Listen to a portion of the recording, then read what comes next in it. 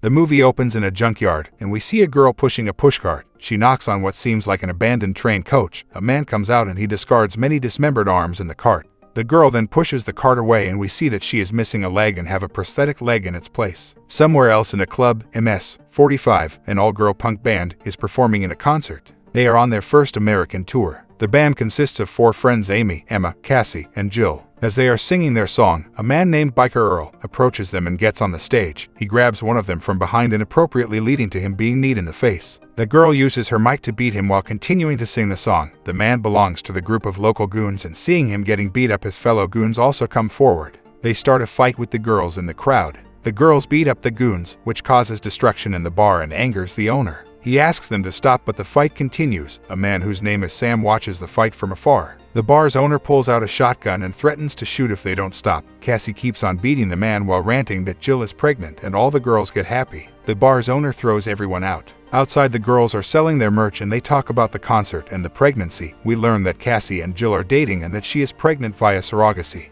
They joke about the donor and Cassie and Jill share a kiss. A man arrives and he tells them he liked their concert and that he lost 2 teeth in the fight. They joke about it and he clicks a selfie with Amy. As the man leaves, Biker Earl arrives with his goons. As the goons approach them, the girls get ready to fight. But Sam interrupts them, and after seeing him, Biker Earl leaves with his men. Sam compliments their concert and the fight they have put up. But Sam takes a special interest in Emma, and Jill starts to feel sick, so Cassie takes her away. Amy sees another man in the distance who waves at her. She walks towards the man, leaving Emma and Sam alone. Amy and that man start making out. Sam points out that the lead singer gets all the attention, but he compliments Emma's performance, saying he liked her more. He asks what she plans next, and she says she is working to put her name out there. Sam tells her he feels her dream will come true soon and people will be chanting her name. Sam leaves and Emma sees Amy and that man getting busy in the man's car. Later, the group gets on the road again in their van. Emma is driving the van while Amy sits in the passenger seat. They start to argue and Cassie and Jill tell them to calm down, reminding them that they have a baby on board. Amy and Emma stop arguing and suddenly a car pulls up next to them.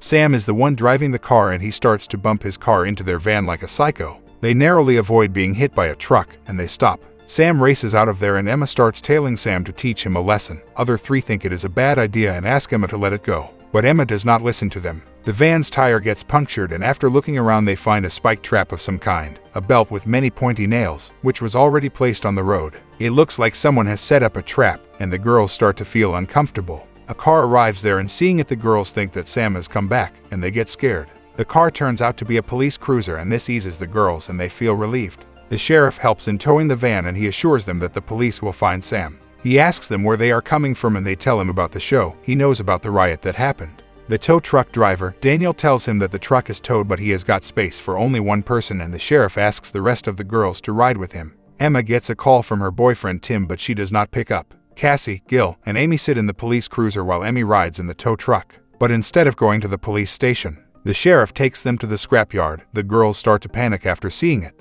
Sheriff reassures them that they are safe and there is nothing to be afraid of. He leaves them with Daniel and leaves, who leads them inside a building. Emma gets a call from her boyfriend, Tim. She goes outside to receive the call and talk to her boyfriend. Amy wants to go after her, but Cassie stops her. The door closes and gets locked behind them. Emma and Tim talk on FaceTime, but she has bad service on her phone, so she starts to walk around to find signals. Emma tells Sam what happened and he offers to come to get them. Back in the building, Sam has connected the room's ventilation to the car exhaust and he starts to fill the room with the car's exhaust smoke. While talking on her phone, Emma hears Sam's car's voice and she feels that something is wrong. The girls notice the smoke. They try to open the door but find that it's locked. They panic as they start having difficulty in breathing. They try to break the door and window but to no avail. Emma finds a car half buried in the ground and sees a girl trapped inside the car. She tries to help the girl but she is caught by Daniel. She hit him with a piece of scrap and he falls to the ground. Emma rushes towards the room but she runs into Sam, who knocks her out.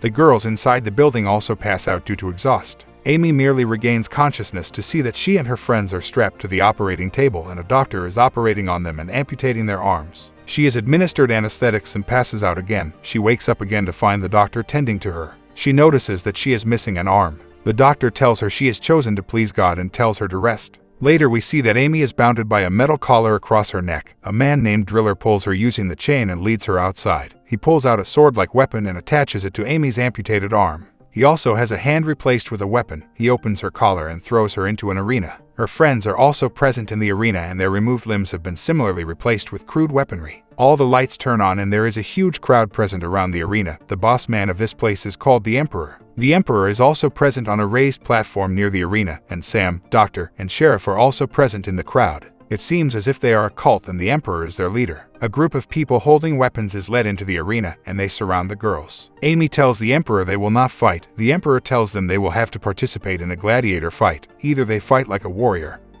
or die like a coward. Cassie pleads with the Emperor to let Jill go as she is pregnant. An Emperor informs her that they have removed the fetus from her. He even shows her the fetus that is kept in a jar, and Cassie gets very angry. Having no other choice, they are forced to fight as gladiators for a sadistic town as a bloodthirsty crowd cheer them on. The fight takes place and the girls face many foes, but Jill is not so lucky and she gets stabbed, leading to her death. The girls get shocked at her death and Amy curses at the crowd. To make sure no issue occurs, the Emperor signals his man who shoots the girls with tranquilizers and they all pass out. Emma has a nightmare, and when she wakes up, she finds the girl with a prosthetic leg from the beginning of the movie standing there. Her name is Lee. She has bought food for Emma and tells her to eat. Sam arrives there and asks her why is she there and tells her to leave. We learn that Sam is Emperor's son. Amy wakes up in a cell and finds Cassie crying. Driller once again comes there and tells the girls to come with him. Sam tells Emma that he is providing her with a personal room, special food, and a personal maid, and it is because he likes her. He tells her to be thankful. There is a knock on the door and Sam opens it to find Driller along with Cassie and Amy. He is there to take Emma and he pulls the girl by the chain and drags them to the arena. He tells them that they have won the first fight, but the people they fought were no real warriors. They were ordinary people and they will have to face far worse in the next matches. Surviving a fight and defeating the real warriors will take a lot of effort. He then trains them and teaches them how to fight and survive an arena, as they will face trained fighters in their next matches. Back in the room, Lee patches Emma's wound and they chat. Emma asks Lee how she ended up there. Lee tells her that she was on a road trip with her brother and sister when they got captured. Her siblings died in their first battle in the arena and Lee lost her leg. Lee blames herself for what happened because the road trip was her idea. Emma asks Lee to help her get out of there. On the other hand, Emma's boyfriend Tim is looking for her. He arrives at the bar where the girls performed. He shows Emma and her friends picked to the bar's owner, but this angers the bar's owner. He threatens Tim with the gun and tells him to leave. Tim has seen the scrapyard in the video call with Emma and he asks the bar's owner about it. Bar's owner tells him the directions to the scrapyard. On the other hand, the Emperor announces the start of the second battle. This time the girls are facing the same biker goons that she got in a fight with at the bar. They fight the weapon-wielding goons and Amy and Cassie get seriously injured, but they manage to defeat the biker goons and win the fight.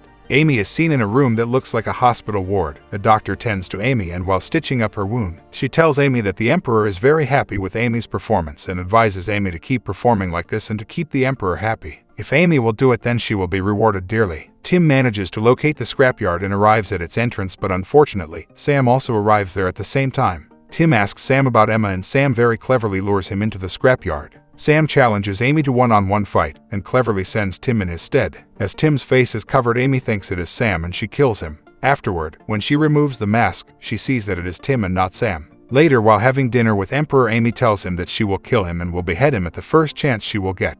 The Emperor is egoistic and he believes himself to be God and bluffs that she cannot harm him. Cassie tries to kill the Emperor and try to stab him in the neck with a fork, but she misses and stabs him in the cheek. The Emperor survives, and Cassie is to be punished for her actions. While looking for Cassie, Amy runs into Lee and takes her hostage. She uses her as a shield to reach Cassie so she can help her, but before she can reach Cassie, the Emperor's men use a flamethrower to burn Cassie to a crisp. After Cassie's death, now only Amy and Emma remain, as they need another fighter for the match, so Driller acts as Cassie's proxy to fight in her place. Driller wants to exact revenge against the Emperor for harming his family, and for this reason, he joins Amy and Emma. It is revealed that Amy is Emma's older sister, and before the match begins, Amy tells Emma she will play the role of a true older sister today. The Emperor announces the start of the death match, and the fight begins. In this bloody fight, Emma gets injured and Driller loses his life. Amy and Emma continue the fight and they kill everyone and win the battle. The Emperor does not want Amy to live, so he gives orders to continue the match and tells the sisters to fight against each other. Emma charges at Amy and Amy finds the opportunity she was looking for. She gets down on her knees and Emma jumps off her shoulder to reach the Emperor and pulls him into the arena. The Emperor falls into the arena and Amy quickly gets close to him. Without even wasting a moment, she uses the chainsaw mounted on her dismembered arm to behead the Emperor. Amy completes her vow, but the guard shoots Amy. Her sister's death infuriates Emma and she starts killing everyone. She declares herself the new Emperor and takes control of the place, and then she plays the same bloody game with her enemies who have wronged her. We see Sam and Sheriff entering the arena to face each other and the story ends here.